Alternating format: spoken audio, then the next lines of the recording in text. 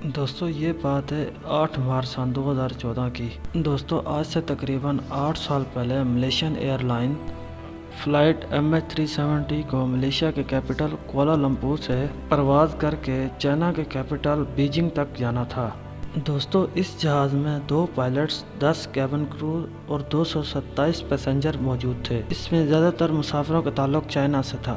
دوستو یہ دونوں پائلٹس انتہائی تجربہ شدہ تھے۔ ان میں سے کیپٹن زاری احمد شاہ کو 33 سال کا تجربہ تھا، جبکہ دوستو 27 سال کے کو پائلٹ فاریق عبدالحمید کو 7 سال کا تجربہ تھا۔ دوستو اگر اس جہاز کی بات کی جائے تو یہ جہاز بوئنگ 777 کے نام سے جانا جاتا ہے۔ دوستو اس میں نہ ہی کسی قسم کی پرابلم تھی اور نہ ہی پاسٹ میں مکینیکل یا الیکٹریکل حادثے کا شکار ہوا ہو۔ دوستو کہنے کا مین مقصد صرف اتنا ہے کہ یہ ملیشیا اور چائنا کے درمیان چلنے والی نارمل فلائٹ تھی۔ دوستو یہ جہاز روزانہ 5 گھنٹے 34 منٹوں کی پرواز کر کے ملیشیا سے چائنا یا چائنا سے ملیشیا جاتی تھی۔ دوستو آج کا دن اس جہاز کے لیے کسی بھی طرح اچھا نہیں تھا، بلکہ دوستو یہ نارمل سے بھی کافی بڑھ کر کچھ تھا۔ بے شک دوستو اس جہاز کو 5 گھنٹے اور 34 منٹوں کے لیے پرواز کرنی تھی۔ دوستو اس جہاز میں ٹیک آف سے پہلے ضرورت سے زیادہ فیول ڈالا گیا، جو 7 گھنٹے 34 منٹ تک فلائی کر سکتی تھی، یعنی اپنی ریکوائرمنٹ سے بھی 2.25 گھنٹے زیادہ۔ دوستو ایسا کرنا بھی ایئر لائن کی ایک روٹین پریکٹس ہوتی ہے۔ اگر کسی خرابی کی وجہ سے کہیں اور لینڈنگ کرنی ہو تو اس میں ایکسٹرا فیول موجود ہونا چاہیے۔ Delivery Malaysia 370, good morning. Malaysia 370, stand by.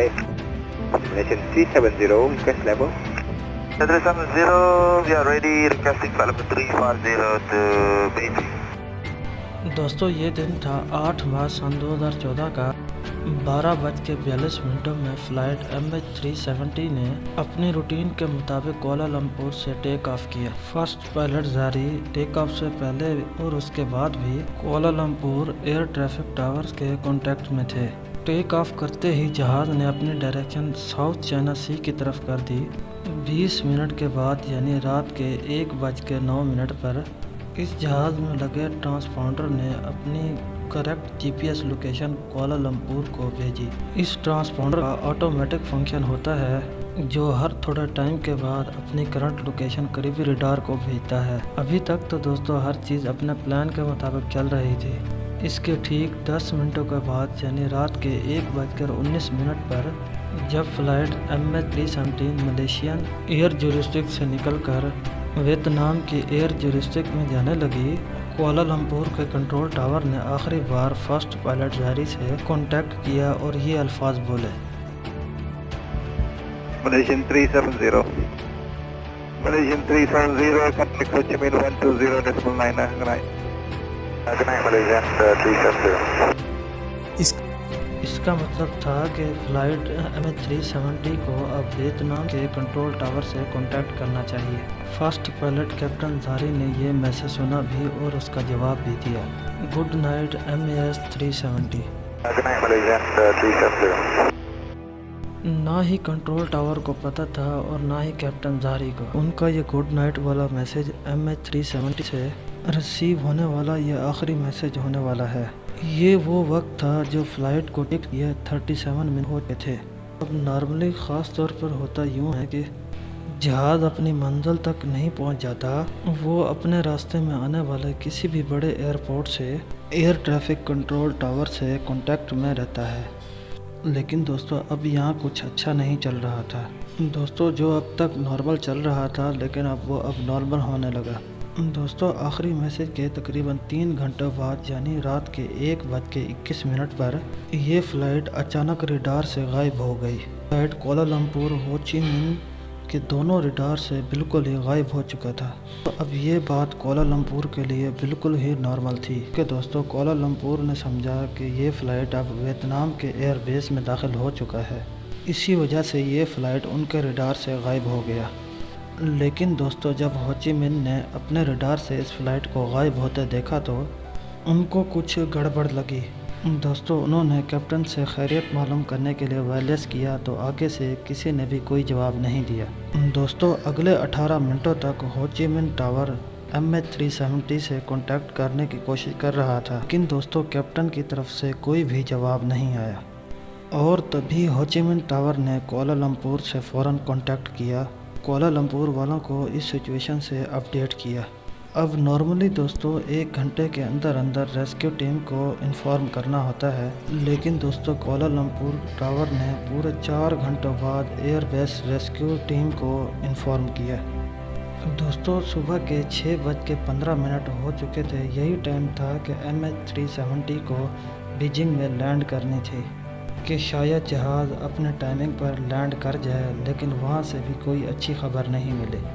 خیر صبح 6:32 پر جہاں پر پلین غائب ہوا تھا وہاں پر دوستو ایک سرچ آپریشن سٹارٹ کیا گیا۔ دوستو 7 ملکوں کی 34 شپس 28 ایئر کرافٹ نے MH370 کو Gulf of Thailand South China Sea میں ڈھونڈنا شروع کر دیا، لیکن دوستو بدقسمتی سے وہاں پلین کا نام و نشان تک نہیں ملا۔ دوستو اب تک اس حادثے کا پتہ پوری دنیا کو چل چکا تھا۔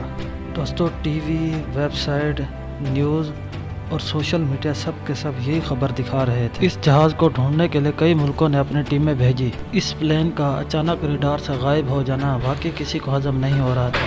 دوستو اگر وہ جہاز اس ایریا میں بھی ہوتا کوئی نہ کوئی سراغ ضرور مل جاتا۔ دوستو اتنا بڑا جہاز ہے، کوئی نہ کوئی چیز تو پانی پر تیرتی ہوئی نظر آنی چاہیے تھی۔ دوستو اگلے پورے 4 دنوں تک یہ سرچ آپریشن چلتا رہا، لیکن دوستو کہیں سے بھی کوئی اچھی خبر نہ مل سکی۔ لیکن چوتھے دن ایک خبر آئی جس نے تمام ریسکیو ٹیم کو ہلا کے رکھ دیا۔ دوستو 8 مارچ کو 1:21 پر جب فلائٹ MH370 اپنے ریڈار سے غائب ہوئی تھی، لیکن وہ اگلے 1 گھنٹے تک ملیشین ریڈار میں شو ہوتی رہی، اور اس کے بعد جو کچھ ہوا وہ کچھ یوں تھا۔ سویلین ریڈار سے غائب ہونے کے بعد جہاز نے چند منٹوں کے لیے رائٹ مڑنا شروع کیا، پھر یو ٹرن کر کے واپس ملیشیا کی طرف رخ کیا۔ پورے 31 منٹوں کے بعد جہاز نے ملیشیا کے شہر پیننگ کو کراس کیا، پھر ملاکا اسٹریٹ کی طرف ٹرن کیا۔ آخری بار جو ملٹری ریڈار کی رینج تھی، فلائٹ MH370 کو انڈین اوشن اس پوائنٹ تک ڈیٹیکٹ کیا۔ اس رات 2:22 ہو رہے تھے۔ اس کے بعد یہ فلائٹ نہ ہی کسی ملٹری ریڈار پہ شو ہوا اور نہ ہی کسی سویلین ریڈار پہ۔ ریسکیو ٹیم اور ہر شخص اسی مسئلے کو سلجھانے میں الجھے ہوئے تھے، یہ جہاز گیا تو گیا کہاں؟ اس سے بڑھ کر ایک اور چیز تنگ کر رہی تھی، وہ یہ تھی کہ پلین سیدھا جاتے جاتے اچانک یو ٹرن کیوں کیا؟ جو rescue team Gulf of Thailand south of China Sea میں ڈھونڈ رہی تھی، اور اب وہ انڈین اوشن کے اس حصے میں ڈھونڈنا شروع کر دیا۔ حیرت انگیز طور پہ پلین کا یہاں بھی کوئی اتا پتہ نہ ملا۔ اگلے کچھ دنوں بعد ایک اور خبر ملی، اس نے ایک بار پھر پوری سچویشن کو چینج کر دیا۔ دوستو پتہ یہ چلا کہ یہ پلین ملٹری ریڈار سے 2:22 پر غائب ہوا تھا۔ دوستو ایک سیٹلائٹ ایسی تھی جس میں وہ لگاتار کانٹیکٹ میں تھا۔ دوستو میں آپ کو بتاتا چلوں، یہ بوئنگ ایئر پلین کے لیے ایک نارمل بات ہوتی ہے۔ جب ان کا اپنا کمیونیکیشن سسٹم خراب ہو جاتا ہے تو وہ سیٹلائٹ سے کمیونیکیٹ کرنا شروع کر دیتے ہیں۔ تو اس جہاز نے ٹھیک ہر 1 گھنٹے کے بعد آٹومیٹک 35,000 کلومیٹر دور انمارسیٹ سیٹلائٹ سے کانٹیکٹ کرنے کی بھرپور کوشش کی۔ اس سیٹلائٹ پر سیوڈ ڈیٹا کی مدد سے ایک کمپلیکس کیلکولیشن پرفارم کی مدد سے فلائٹ MH370 کا اگلے موو کا بھی پتہ چل گیا۔ دوستو پتہ یہ چلا کہ ملٹری ریڈار سے غائب ہونے کے بعد ایک ٹرن لیا اور 5 گھنٹوں تک انڈین اوشن پر فلائی کرتا رہا۔ دوستو فلائٹ MH370 نے صبح 8:19 پر اس پلین نے آخری بار سیٹلائٹ بنانے کی کوشش کی، اور یہ MH370 کی طرف سے ملنے والا یہ آخری سگنل تھا۔ اس کے بعد نہ ہی اس پلین نے کسی اور سیٹلائٹ سے کانٹیکٹ کیا اور نہ ہی کسی ریڈار پر یہ شو ہوا۔ یعنی جس وقت ریسکیو ٹیم پہلی بار جہاز کو ڈھونڈ رہی تھی، اصل میں اس وقت جہاز فلائی کر رہا تھا، لیکن اس کی لوکیشن وہاں سے بہت دور تھی۔ دوستو انویسٹیگیشن ٹیم کا کہنا ہے کہ آسٹریلیا سے 2000 کلومیٹر دور انڈین اوشن کے اس ٹھیک کروڈ سپاٹ پہ آ کر جہاز کا آخری بار سیٹلائٹ سے کنیکشن ٹوٹا، یعنی دوستو جہاز کو کوالالمپور سے ٹیک آف کرنے کے بعد یہاں تک پہنچنے میں 8 گھنٹے لگے اور جہاز میں ٹوٹل تیل بھی صرف ہے، تو اس بات کے زیادہ چانسز ہے کہ فلائٹ MH370 اسی سپاٹ پہ میں ہی کہیں فیول ختم ہونے کی وجہ سے کریش ہوا۔ انڈین اوشن کا یہ ہائی لائٹ کروڈ حصہ یہ انڈیا سے بھی بہت بڑا ہے اور یہاں پر ایک سٹارٹ کیا گیا ڈیپ سی سرچ آپریشن۔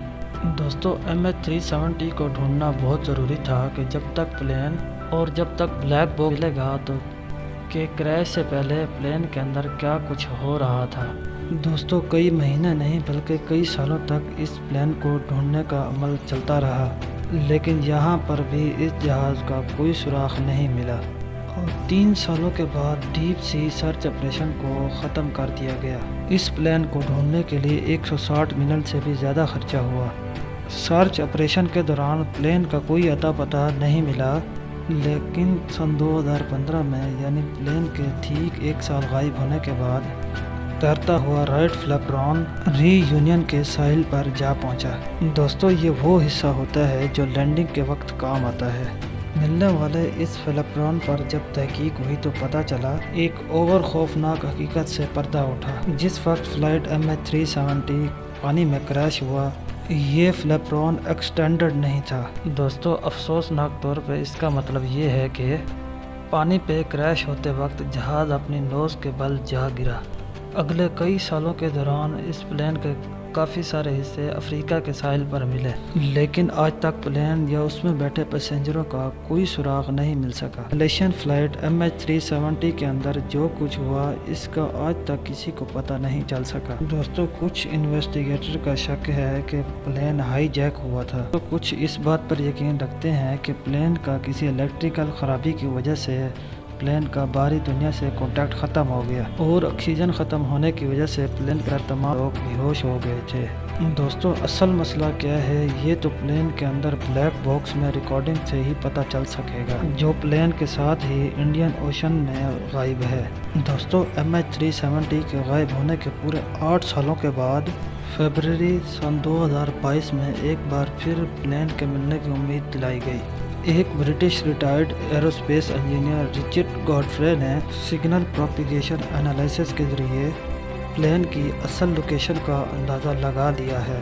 دوستو حیرت انگیز طور پہ رچرڈ نے جو پن پوائنٹ لوکیشن بتائی ہے وہ بھی اسی انڈین اوشن کے اس کروڈ ایریا میں موجود ہے۔ رچرڈ کی بتائی ہوئی ٹھیک اسی جگہ پر 4000 میٹر نیچے ملیشین ایئر لائن کا گم شدہ جہاز ابھی بھی اس جگہ پر موجود ہے۔